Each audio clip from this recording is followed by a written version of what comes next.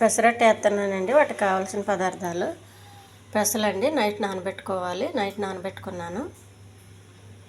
ఉల్లిపాయ, అల్లం, పచ్చిమిర్చి, జీలకర్ర, ఉప్పు. ఈ పెసలన్నీ మిక్సీ జార్లో వేసుకోవాలి.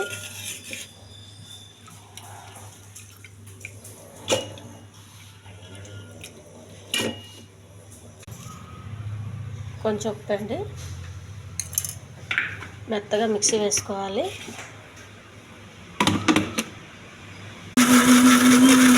పెసరపిండి అండి ఒక గిన్నెలో తీసుకోవాలి. ఉల్లిపాయ, పచ్చిమిర్చి ఇవన్నీ సన్నగా కోసుకోవాలండి. ఈ జీలకర్ర కూడా మొత్తం అందులో కలపాలి. పెనం వేడి చేసుకోవాలండి.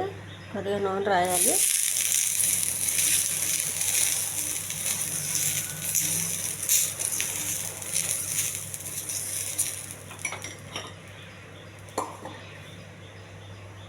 పెసరపిండి,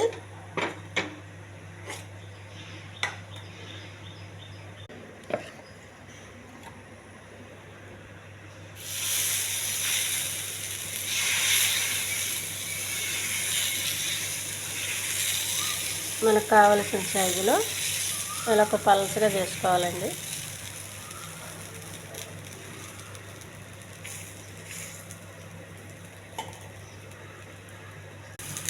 కోసి పెట్టుకున్న ఉల్లిపాయలు, అల్లము, పచ్చిమిర్చి, జీలకర్ర కొంచెం పచ్చిగా ఉన్నప్పుడే వేయాలండి ఉల్లిపాయ. అప్పుడు కింద పడిపోకుండా ఉంటుంది. బాగా అదుముకోవాలి. పెసరట్టుతో పాటు ఉల్లిపాయ కూడా బాగా కాలుతుంది.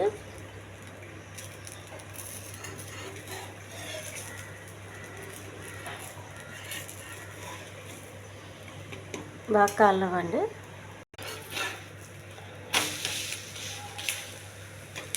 కొంచెం అడుగుని బాగా కాలనివ్వాలండి. ఉల్లిపాయ అంతా కాలాలి కదా.